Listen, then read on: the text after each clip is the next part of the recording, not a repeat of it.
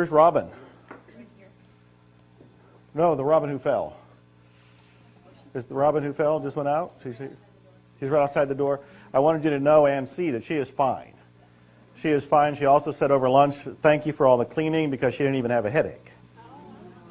She has a couple Band-Aids on her. And here she is walking in right now as I was talking about you.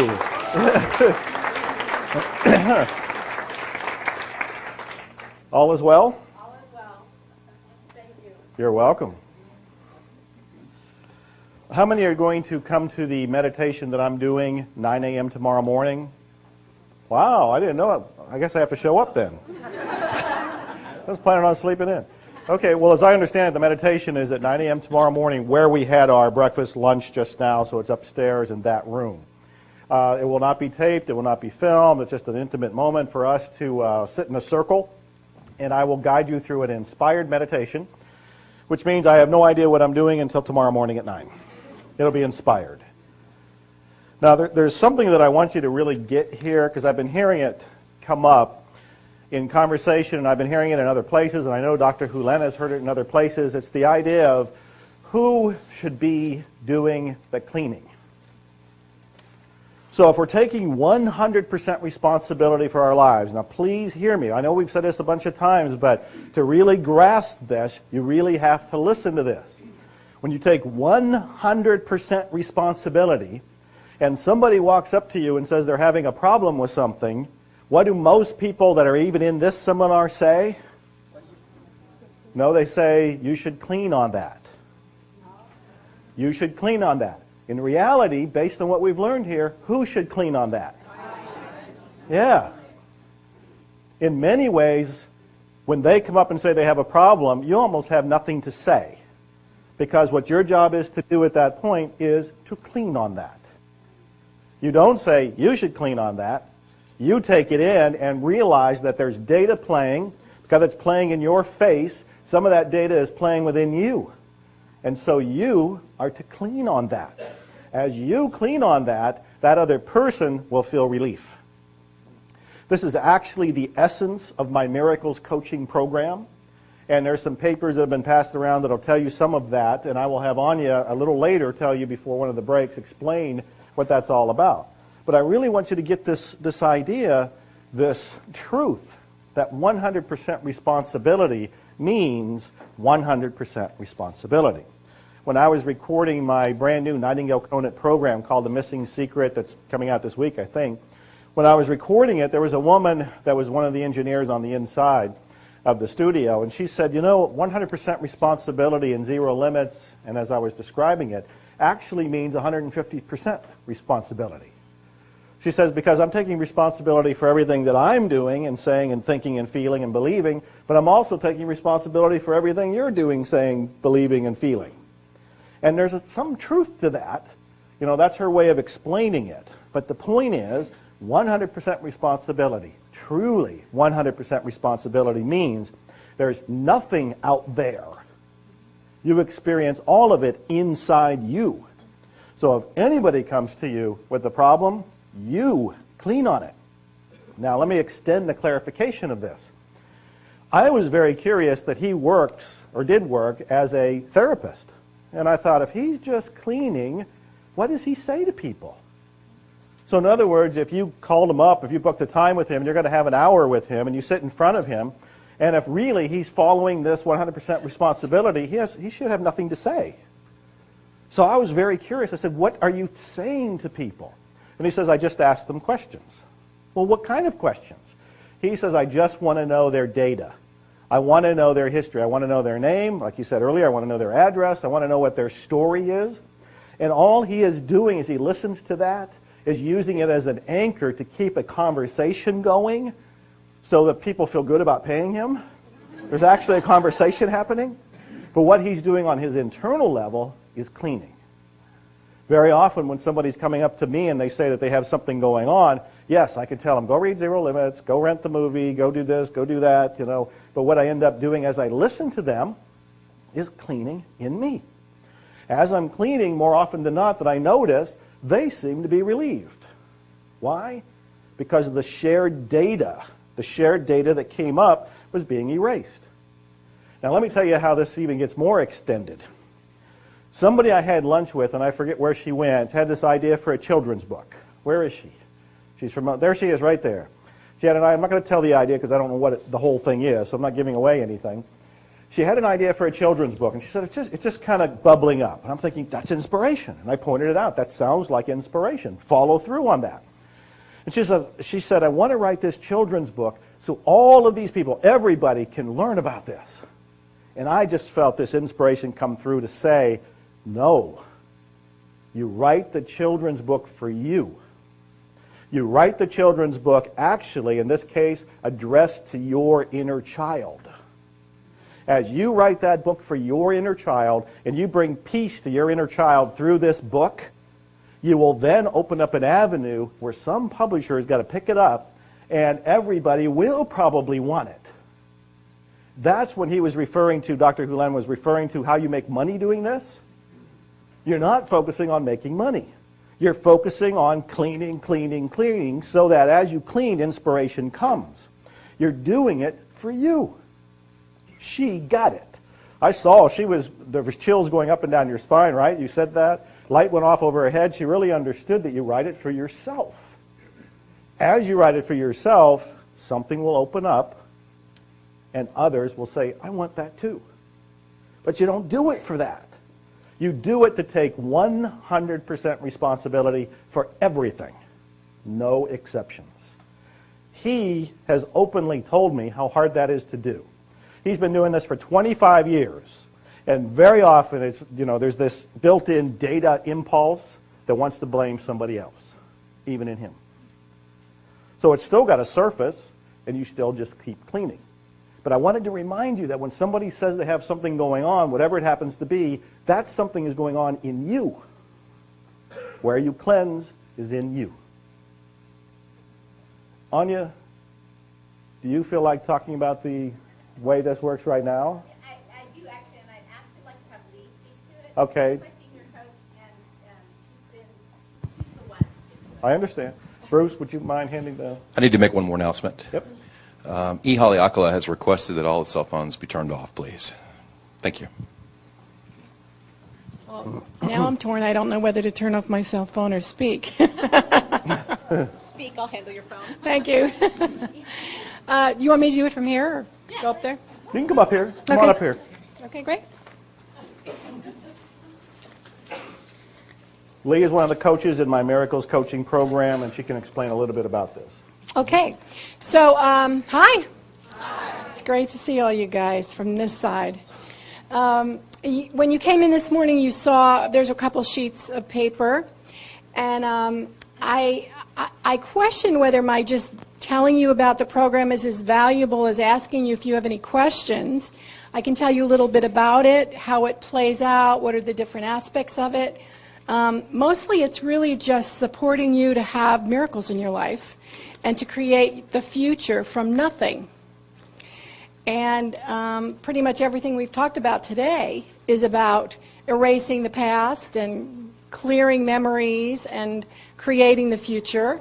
And that's really what we work on when we talk with you. So how many of you have read through the documents on the table? Spend any time with it? Okay. Well, we have a couple different programs. We have Miracles one-on-one coaching, and that's exactly what it is. It's us speaking to you over the phone, one-on-one. It continues for a 3-month period or a 6-month period, depending on what you like doing, whatever works for you. Most people, if they sign up for 3 months, it continues for 6 months because they love it. It makes a difference for them. So we usually have people that sign up for the 3 months go into the 6-month program. We speak to you every week, for 3 weeks in a row, and you have 1 week off. And really, everything I'm telling you right now is they're features of the program. They're really not what you get out of it. What you get out of it is really being present, creating your future from your passion, from what really makes a difference for you. A lot of people come to the program looking for what's next in their life, like they've had a great life, but now what? And the opportunity to work with a coach is really what makes the biggest difference for them.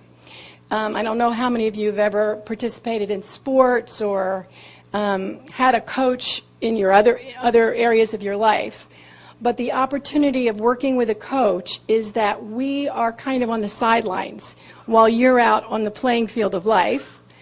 And when you get stuck, sometimes you're in it and you can't see what's going on in your life. When you come back to the stands, we can say, this is what I observed. We can ask the appropriate questions that you can then see, oh, yeah, I could have done this, or I could have seen something differently. And then you get to go out and play on the field of life again. And so we give you that kind of feedback. The second program, which is group coaching, is an opportunity to be in a program with several other people, anywhere from 10 to 30 people. And it's the same kind of program. You have the same information. It occurs over 3 months. And you have the opportunity to be in a community group online as well. So you get support from the other people in the group. You don't have one-on-one coaching, but it's still the same content. So it really depends on where you are and what you want to get out of the coaching.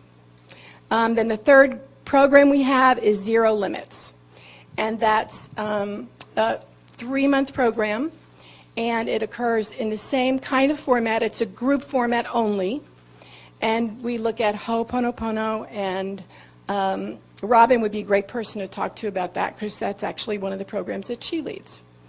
So I'd like to just take a few minutes if you have any questions. If you're sitting there thinking, gosh, this is something I might like to do, but I'm not sure if it's appropriate for me, I'd be glad to answer any questions that you have. You know, before we do that, Yeah.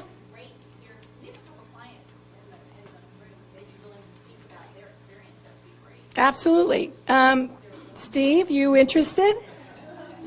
This is Steve Little. He's been a client of ours for quite some time, a year. He's my personal client, and it's just been a joy to work with him, and I'd like for him to tell you a little bit about what he's gotten out of the program. I got to talk about what I got out of it. No, well, let me just say that it's an extraordinary program, and they're extraordinary people, and you will get extraordinary results. That's really all I can say.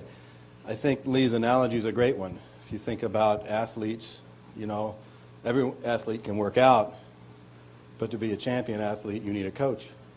So to be a champion in your life, you need a coach. And the things that this group has done with me and for me, I might say, are pretty extraordinary. You didn't know me a year ago, so you don't have any idea who I was. But I wasn't who I am. Okay. And it's just a fabulous experience, and I'd recommend everybody just do it. Don't ask yourself, just do it. We're now beyond the end of the program. I was telling Joe this morning, and I'm not stopping, so we're carving new territory together, but I'm not going to stop, so you should start. Thanks a lot. Thanks a lot. Yes. Do you have a question? Yep. Okay. You're talking life coach, right? Beg your pardon? You just talking life coach. Oh, I don't need it. I don't need it. You're talking life coach. You know, we've been told we can get back to ourselves, get into ourselves, Yes. start from there. If I come to you for coaching, or even if anyone else comes to you for coaching from this group, Yes. they're still stuck. What I'm asking you is if they're still stuck, then am I still stuck? And are you still stuck? It's a great question. That's a great question. And I feel in myself, I don't want to come to you. I'm not stuck. However, if someone else comes to you and they're stuck, are you stuck? And I'm stuck. Right. I got it. No, that is a great point. I can tell you that when I'm in a conversation with somebody and I'm coaching somebody, I'm cleaning on myself. I'm very clear that that's the source, right? So before we get on any calls with anybody, we spend 10 minutes cleaning ourselves. And in the conversations that we have with people, I think it's really important that we don't give advice and we don't tell anybody how to fix themselves. Really what we do is we are a sounding board. We can hear what they're saying. We can continue to clean on ourselves as they're saying whatever they're saying. That's good. So that's between you and them. That will have absolutely nothing to do with me. Well, not according to Dr. Hugh Len. or not according to me. What I just said a little bit ago is that it's everything is in you. So whatever you're picking up right now that's in everybody else, it's actually in you. And 100% responsibility means sit there and do the cleaning. So, but you raised the question, I understand, on a conscious level, so let me ask you something. I'm going to ask the whole group. If we do another Zero Limits event, how many of you would come to it? Yeah. Why? Why? Because didn't you already get what the message was? If there's a verbal message, if there's one I could write down on the board, one I already put into a book, why would you come again? Yeah, there's a lot of, you're going to come up with all kind of reasons. It's the same reason you would want to coach. The same reason. I use coaches. I have a half a dozen different people that I will call on. I know that if there's any moment, and I do my best, I keep cleaning, I've told you how I'm doing it as much as I can, 24 hours a day. I keep taking action, I keep following my inspiration, but I have bumps in the road. And whenever I hit a bump and I don't know how to get over that bump with my own bag of tricks, I call a coach. I have found them to be incredibly valuable. And in fact, I created the Miracles coaching team in particular because of Zero Limits and people's questions like this. That they have questions about how do I apply this into my life, or they just want somebody who is rooting them on. If you saw my blog post just from a few days ago, I put a picture of my rear because I've gone 15 feet up a rope. And my trainer was at the bottom shooting the picture of me going up.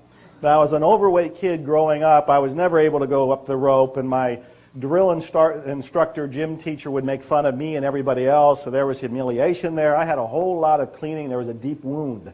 And when I did start getting fit and I did build my own gym, I also put in a 15-foot tower with a long rope. And I've been trying to go up that rope for the longest time. One of the reasons I finally went up that rope, and I can go up it repeatedly now, is that I had a coach who believed I can do it more than I could believe I can do it. That's what kept me going. And in fact, in that case, occasionally he'd come over and he would go up the rope, which would give me a model of possibility. So there's all kind of reasons, but I think the most relevant thing is all of you are really in a wonderful place. You are really in a wonderful place right now, but when I asked you, would you attend another Zero Limits workshop, you don't really need to.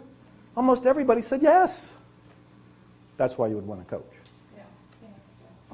And I think what Joe said about not needing it is absolutely, one of the strongest things I would say is that nobody needs it. There isn't a person in the room that needs it. I just know the difference that it's made for me in my life and the difference that it's made for my clients. I can give you a couple examples, if that's helpful. I have one client that came to the program because he was very fearful all the time. He lived in India. He lives in India. And he was making a very good living on the internet, more than most people in his community. I think he was making $3,000 or $4,000 a month, which is a good living in India. But he was afraid to tell anybody that he was doing well because he was afraid they would curse him. Because he'd heard that, as a matter of fact, in his past, somebody had told somebody and they put a curse on him, and then his business started going downhill. So we worked on it for a while, and then he said, well, the other thing is that I'm working 15 to 20 hours a day to maintain my business. And after about 2 or 3 sessions with me, he came to the call, and I said, now, how is it going? How are you? How is your fear level? And he said, it's down to 5%. He said, I'm not afraid. I said, well, are you sharing this with your family? He said, no, as a matter of fact, he had bought a car and told his parents that someone gave it to him because he was afraid if he told them that he bought it, they would, curse him. So I said, so his instructions were, his assignment was to go tell his family about his business and how well he was doing. And he did. And he said it was just amazing how supportive everybody was. So over time, I worked with him for 6 months. He developed a revenue of $15,000 a month. He cut back his hours to 5 hours a day, 4 days a week. And he said that his fear level was completely gone. So is it something I did? No, it's something he did. It's something that he could then begin to free up in his own life. And it just made a huge difference for him. But I was a stand for him. That's my job as a coach. It's very much what Joe says. It's like when you can't believe in yourself, your coach believes in you. And your coach is a stand for you getting what you want in your life. So that's the one thing I would recommend that you look at. Is there something that you want to create in your life? Something that maybe you've been stopped in? Something that past conversations have been stuck and that you're using your clearing techniques that you're getting here to get rid of them. But they do come back from time to time. Those fears, those memories, those things that keep us stuck.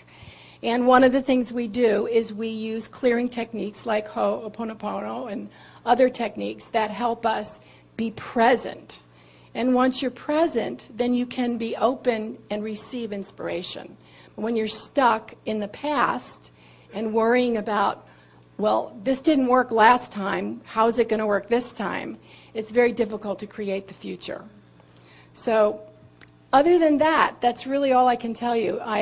I love my job. It's a real opportunity to be with everybody and to support them in the dreams that they have. And if you guys have any questions, I'll be more than happy to answer them. Anything? Anya, anything you want to say? Okay. Thank you. Yeah, you're welcome.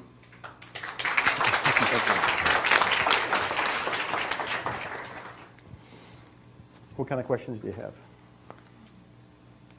About anything that's going on so far. She's right here. So I know it's our responsibility to clean on ourselves. And since we've come into your world and Dr. Hulen's world, my question is, how do you know, after you leave here, how long you need to clean on the issues that we've brought up into your life? And I'm asking, how long will you clean for me and all my junk? Did you raise your hand because you second the motion or you want to answer it? Answer. Go for it. You don't clean on the issues. When something comes up, it's only in you. You just clean on yourself. And so you just clean as long as you can stand it. And I will extend that, meaning that if you brought up an issue with me in the stairway at some point and I start cleaning on it and so forth, I have no idea if it's actually removed. I don't know if that data is gone. But one way that I do know that it may not surface again is if I go on with my life and nobody ever brings it up again. If I go to the next stairwell and Anya brings it up to me, oh, that wasn't gone when I was cleaning it, I got to keep cleaning. And I clean for a while and it's gone for a week and a half, and then somebody else I run into brings up the same thing, that's my evidence it's not clean. So I just, really, across the board, just keep cleaning. Great question. Another question? Are you all at peace? Are you all enlightened? Are you all at the whiteboard? Dr. Hulen, do you have anything to say? Unless they would like some comment. Would you like some comment from him about something? Yeah. There's a question right there. Yeah. You said something earlier about a migraine being a curse, and I don't have one today, but I get them occasionally. I used to get them often. I don't get them as much anymore, and I do cleaning on it. So what do you mean by it's a curse? You'll have to slow down. This is Sunday afternoon. Oh, I had more coffee than usual today. So Tell me one more time, and can you do it in just 5 words? Okay. You said the migraine was a curse. Yes, that's 6 words.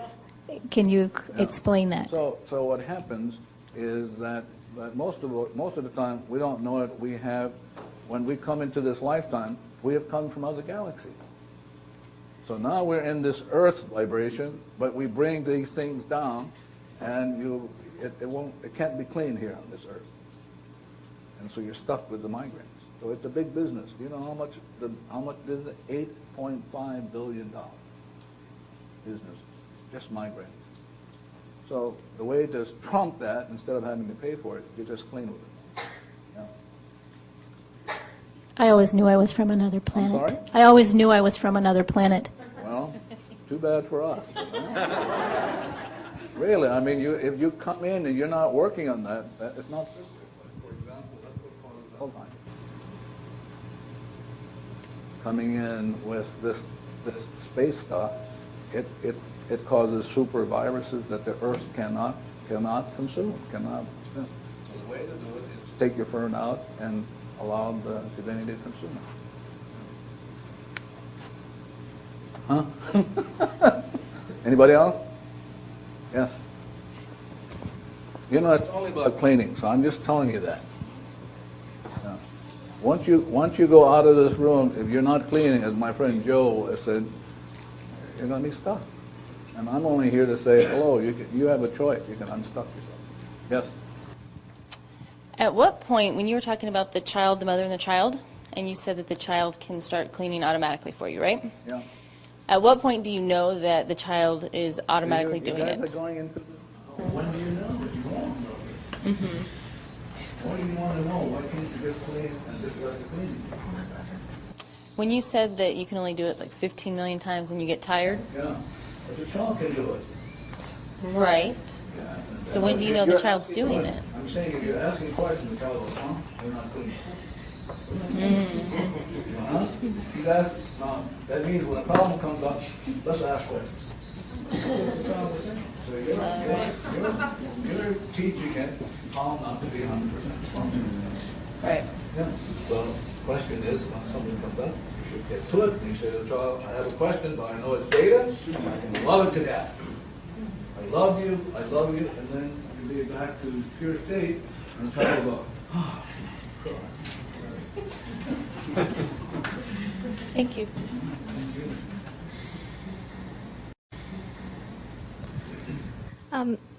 So migraines, or that would be all pain, all disease, all that is all. I love you. I take the burden off. While you're talking, you can do that for yourself. But again, the child in you going, no, wait a minute, my mother's asking another question. Is that how we solve the problem? The child goes, I don't feel myself falling in love with my mother. So the way to trump any problem is to say to God, I'm sorry. Basically, zap it. Yeah. But it won't do it because you're so used to asking questions, the child gets stuck. When a problem comes up, we ask questions. As opposed to when a problem comes up, we get to the cleaning. Well, Yeah. I was Yeah. trying to say that, we instead of labelling it as the migraine or the disease, we just, it's just all the same, and we just all clear Oh, it. yeah, it's only about cleaning. So the divinity is saying, when I was doing the cleaning 2 months in advance, I heard that these are some of the things that are going to come up in this class. One of the things that are going to come up is the thing that has to do with neurological problems. It's going to be huge. So, okay, I'm watching it. Didn't ask the divinity how to deal with it. I'm just cleaning. I'll give you an example. One day, a woman called, and I was doing my cleaning as she was talking, and I was doing my cleaning. She said, this woman has misnamed us. So the problem was she was calling from Seattle. I was listening, and the story is she took her daughter to a very famous university in Southern California. And the diagnosis was manic depression. So the mother's calling me now. I'm just a second that. They talk to time, and they spend 20, 30,000, and then come and talk to me. You know? And so as I was cleaning, I heard Divinity say to me that they gave the daughter a wrong name. I said, okay, I'm just cleaning now. I'm not asking how come, why. I mean, so I'm just keep cleaning. And Divinity said, well, ask the mother, where did this child's name come from? So I said, because I was told, where did the child's name come from? 15-year-old girl, manic depressive. So the mother stopped. It was a kind of a long pause.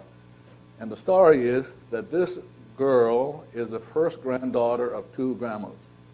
And both grandmothers wanted this granddaughter named after them. Now the mother stopped. Mother, uh-oh. So what do you think the mother did? And get a little bit of that one, a little bit of that one, and stuck it together. Well, split. So now this kid is stuck with a name that doesn't belong to it. And so she suffered when she was 2 or 3 months. The mother could see the eyes blinking, just kind of jerking around. And then so I'm cleaning, not trying to figure out anything, just keep cleaning, like Joe Batali is saying, just keep cleaning. So I'm keep cleaning. And then I heard Divinity says, I have a name for her. And I went, oh, okay. And I'm cleaning and watching it and watching it. But I didn't hear to give the mother the name. It's an intrusion. So I'm keep cleaning, and the mother never asked me for the name. So I never gave it to her. It's an intrusion to do something without giving permission. So so what was the girl's name? The Divinity had given her name, and here's the name Divinity gave. But I let it go. Mother didn't ask me, and the name was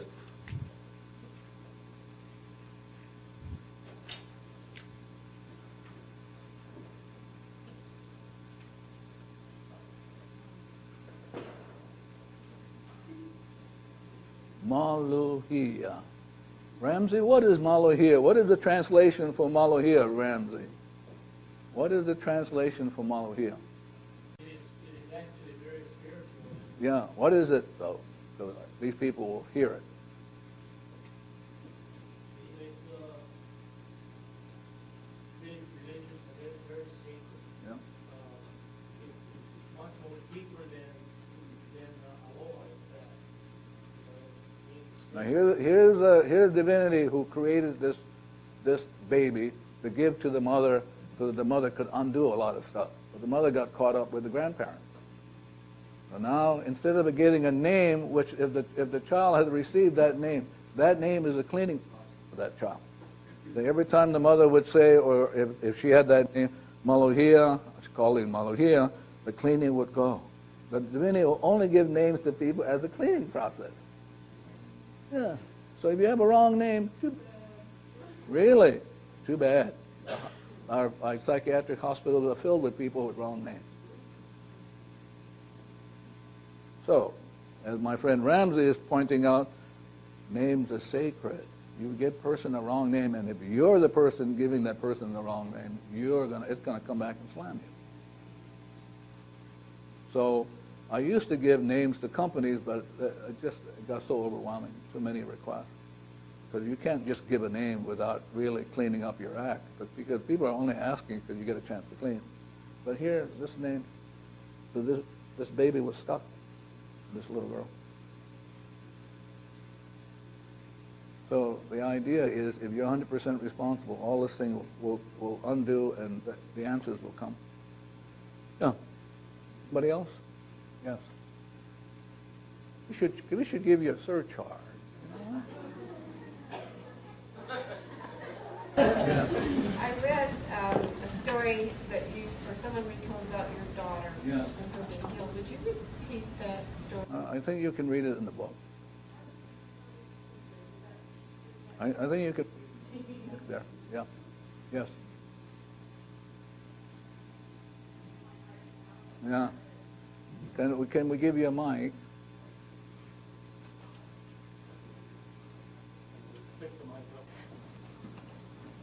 He's 7 now. Yep. He was less than 2. Yep. And he was really mad at me. And he said, "Why did you name me Andrew?" He started speaking at 11 months. And he has since asked me that at various times. He stops me and says, "Why? That's not my name." And I've tried to explain to him that I didn't. You can't explain. It's Okay. garbage. Explanation is garbage. That is explaining.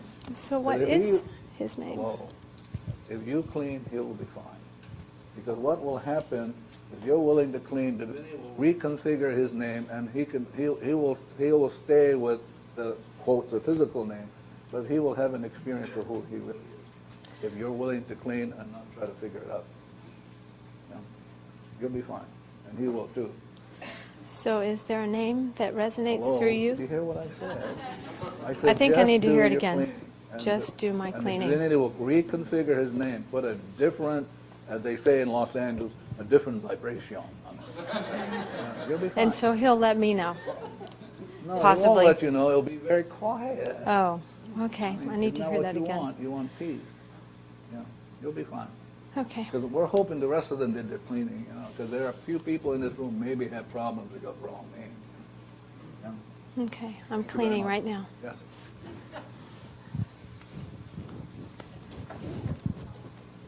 I just want to say a beautiful experience that I had is that I named my son a name that was very clear, that was just really was a good name for him. But in the section of the city that he grew up in, that name was a little too new agey for him. So I named him Deva, which is a nature spirit. So he changed his name legally to David, and now at 28 years old, he loves Deva, and everyone calls him Deva. And I just knew all along, it's fine. Whatever he wants to do with it is fine. And it's amazing how things come back around. And I came back around. So.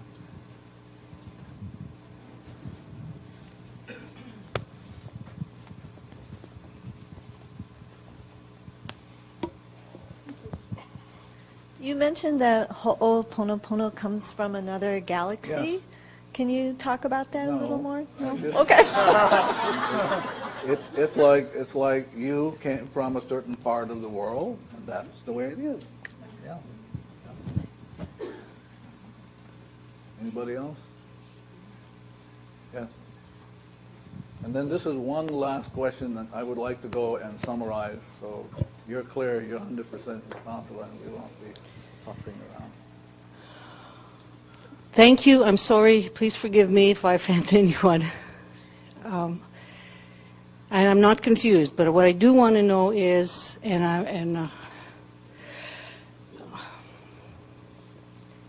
I grew up not believing that God loved me. So my question is, does divinity have a message for me?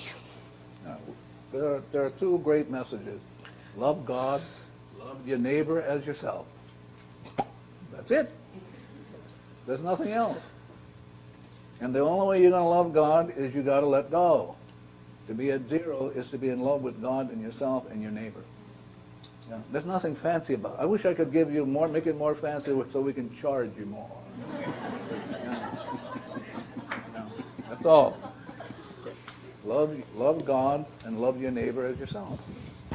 But you can only do it at zero. Yeah.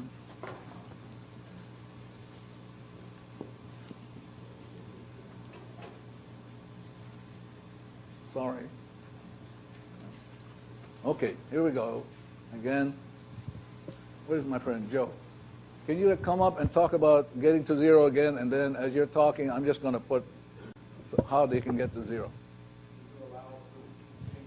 Yeah, of course. Come on. All right. It'd be interesting to ask you, how do you get to, is this on? Yeah, how do you get to zero? How do you get to zero?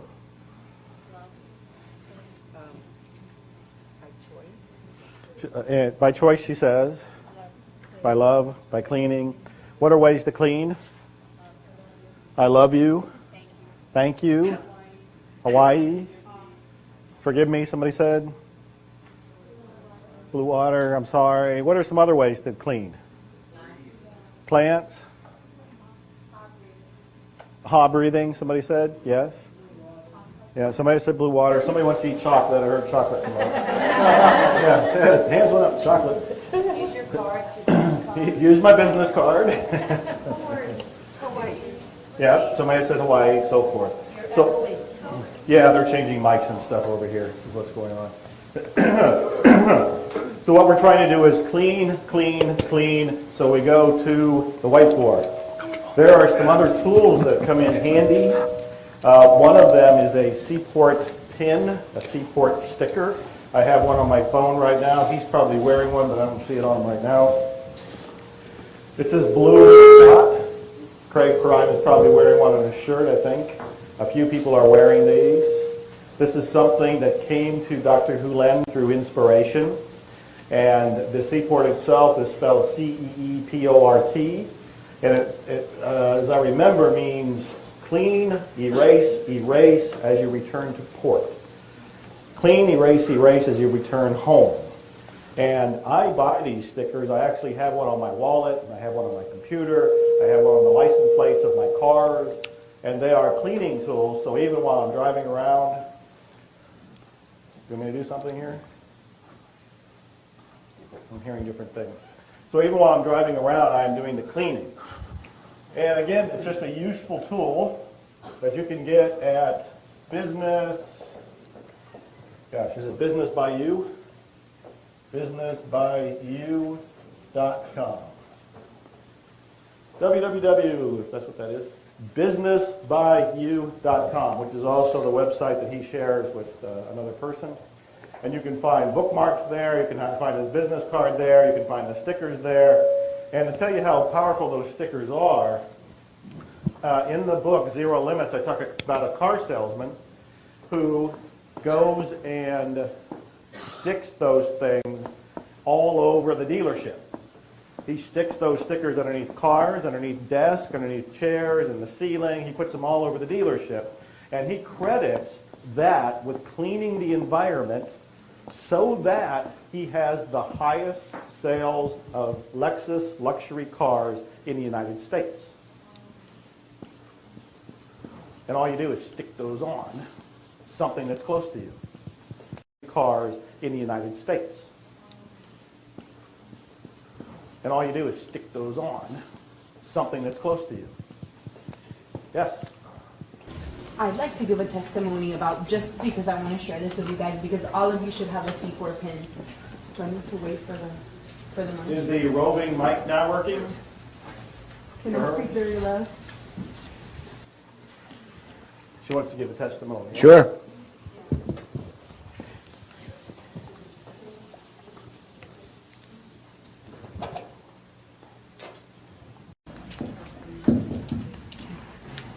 I just wanted to let you guys know. Can you hear me? No. Yes. Yeah. Okay. Emma and I came up with our idea. This is okay.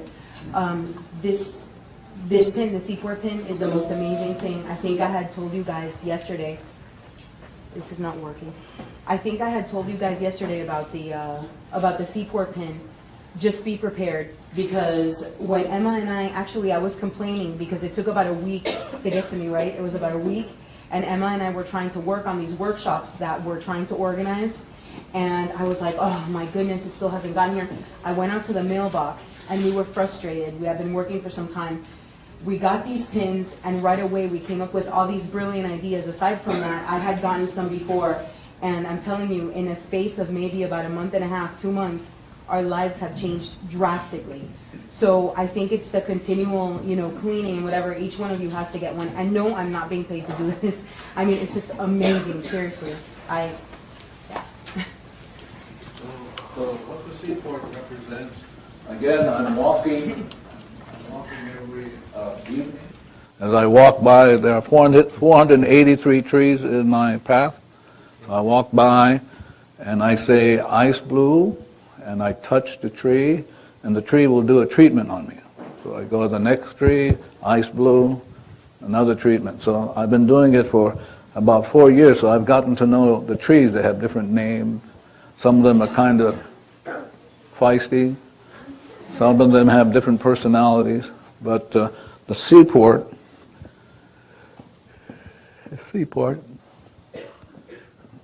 C means clean, E means erase, E means erase, and port means to come home to heaven, paradise. And that's what her experiences are. So as you clean, the divinity begins the process of erasing. So now you're back into the void, what Buddha called the void, what Shakespeare calls blank. And so once you get into the void, and as my friend Aokoa is talking about, then you experience bliss. This is called inspiration, it's called, in the Buddhic term, bliss. So, did I miss anything up here? Any cleaning tool I might have missed? Somebody can come up here and write it on the board. Okay? So I'm just going to put my name up here. If you pronounce it correctly, it's the cleaning tool. I'm going to put my friend Oakua's name up here. If you pronounce it correctly. Okua. If you pronounce it correctly, it becomes a cleaning tool. Yeah. So it's important that you make sure that you've got a correct name, and if you're not clear, you can just clean on it. Okay? Now, the secret is,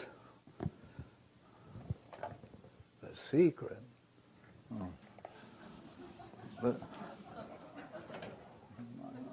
got a shock on that. The secret is that the most important relationship is between the mother and child. That's the secret.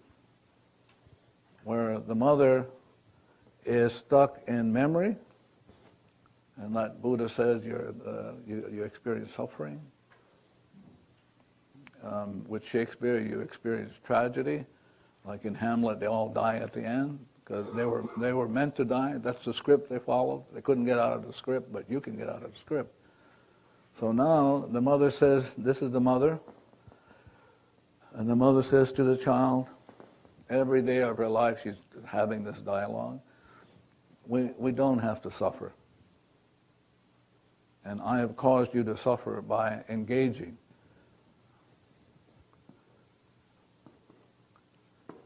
The knowledge that I have, it says I can know, but you can't know. Because it's only 15 out of 15 million. So the mother has no idea what's going on, and she doesn't have to. That's the job of the divinity. That's divinity's job. So the mother can give up, the intellect can give up knowing. So now, instead of engaging, which is the hook, so I went to England, and one of the things I noticed that on their parasol, or their umbrella, they had a hook. So there was an English guy rattling off what the Hawaiians call diarrhea. And I said to him, finally, do you know what colonization is? Anybody know what colonization is? The definition. Okay. So I said, there's an important quote that goes that the sun never sets on the British flag. Anybody hear that? And so that's what happens. What happens is that we're colonizing. So this is a virus. These are viruses. And because we hold on to them, we have colonized other people with it. Not good news. Because divinity says, hello, you should let go. So now I'm talking to the child. I'm saying to the child, we can say, I love you. Who are we saying, trying to be simple, who are we saying I love you to? The virus. Remember what Jesus said, love your enemies? Our only enemy is the virus. Remember what Shakespeare says, these rebel powers that, so you're talking to the child, keeping it real simple. I love you will trump this. And that's all you have to say to the child. So you're constantly talking, and you're walking the child through all of these, and you're doing it. You're being very patient. You're saying to the child, as you work with the child, I love you. Thank you for being here. Thank you for giving me a chance to really fall in love with you again. So this is the mother talking away. And here are some of the tools that we can ask the divinity. We can petition divinity. By the way, do you know the definition of prayer? Okay. So you're actually praying, and the Aramaic for the prayer is to create space. Okay? So as you're petitioning divinity, you're giving divinity a chance to do a prayer which is to eliminate all opposition to itself.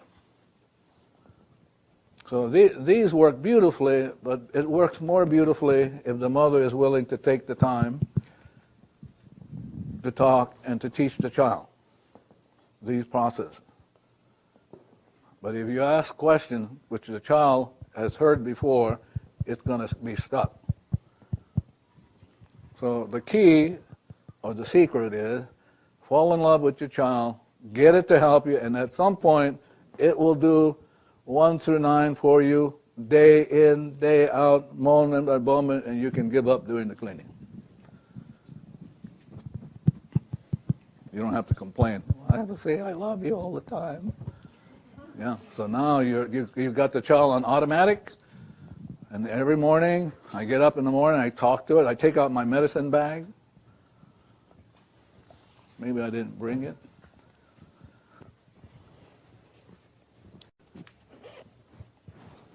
So I have a medicine bag that I bring out, but I didn't bring it, I guess.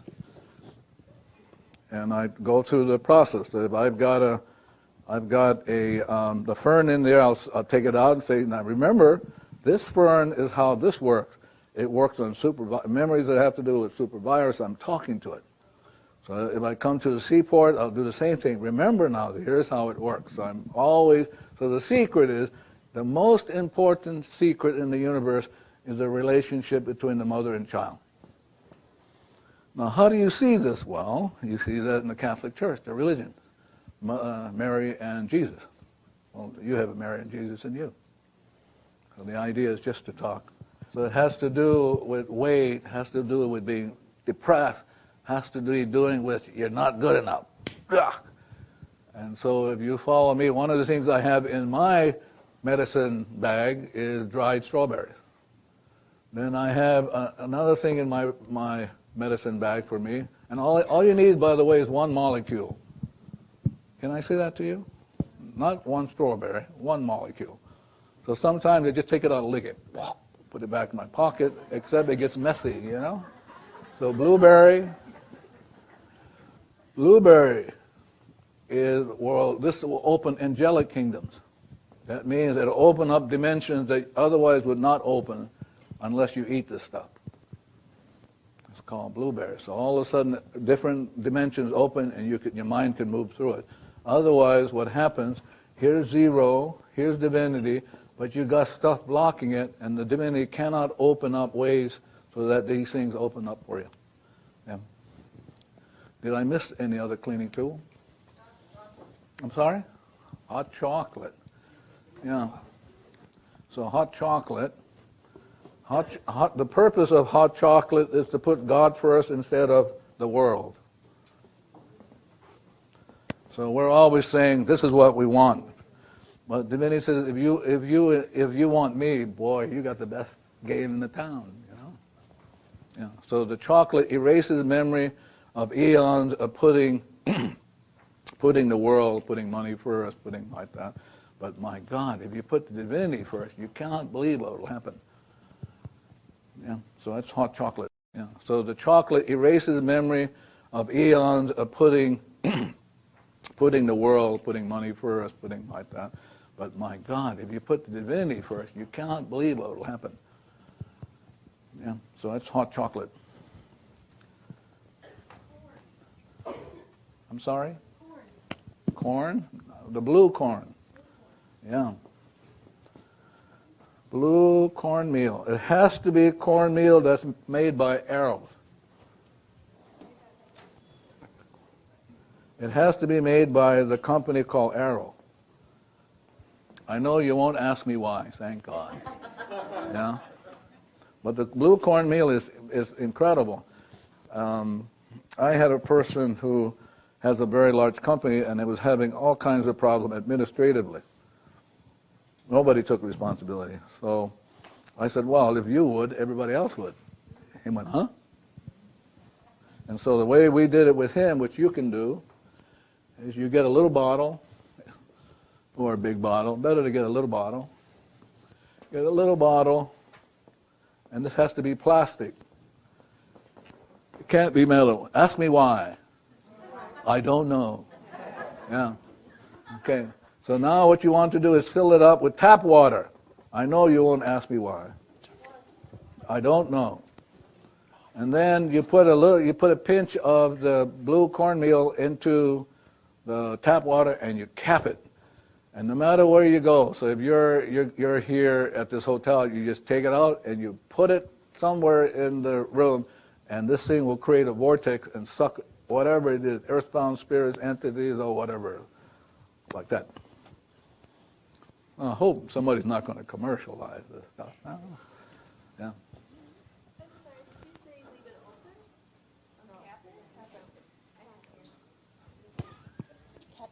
Cap it. Yep. Yep. It's an incredible cleaning tool. For example, a friend of mine's had a mother in a nursing home. I mean, she was really in bad shape. Have you ever been to a nursing home? I know you fell in love with them, didn't you? Yeah. So he put one of them, that was funny. He put one of these things in her room, and in a couple of weeks she came home. I mean, she was spry. I mean, really. But if we hold people as old and sick, then we're going to be saddled with them. But just boom, boom, boom. Yeah. Did I forget anything? Yes.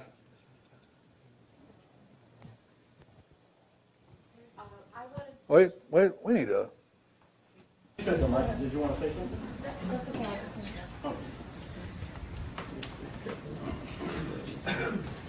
I had a couple. I wanted to share about a couple of the participants in the Zero Limits group seminar that I did. One woman has a 5-year-old daughter who has an affliction where she was unable to move her body. She's very, very intelligent, but she couldn't move at all. She couldn't lift an arm. And she did the Zero Limits program, and her daughter was able to lift her arm in front of her and to actually grab onto things, which, according to the doctors, was impossible. She would never do it. Another woman had broken her ankle at the second session, and actually wasn't in the session, and a week later was out of her cast. The doctor said because we did it, we all cleaned, and because of her cleaning, and the doctor said that they'd never seen anything heal that fast. If you have any kind of bone problem, you have to realize what's the percentage of water in a bone? Water. Yeah, pretty high. So if you have brittle bones, it's because you're not drinking enough water. So you should not have arthritis. You shouldn't have any of these things, because the problem is you're not drinking enough water, and if you drank enough water, you'd put a lot of people out of business. I mean, really. But the idea, it would be better to drink Blue Solar because you're going to get to the cause of the problem. And the cause of the problem is not the effect. So here's the cell, which is an effect. The problem is in the subconscious of the cell. So you have this playing, and so this goes out of rhythm. It just goes out. This is what is called cancer. So the idea is when you drink the Blue Soul water is to hit that so that divinity can erase it. You're back to zero. Now the cell gets remade by the divinity. It gets remade again because now the inspiration comes down and the cell has its back into its regular rhythm. And that's all you have to, just drink the water. So I see some of you have maybe arthritic kind of conditions, osteoporosis, all that sort of, but you're not drinking enough water.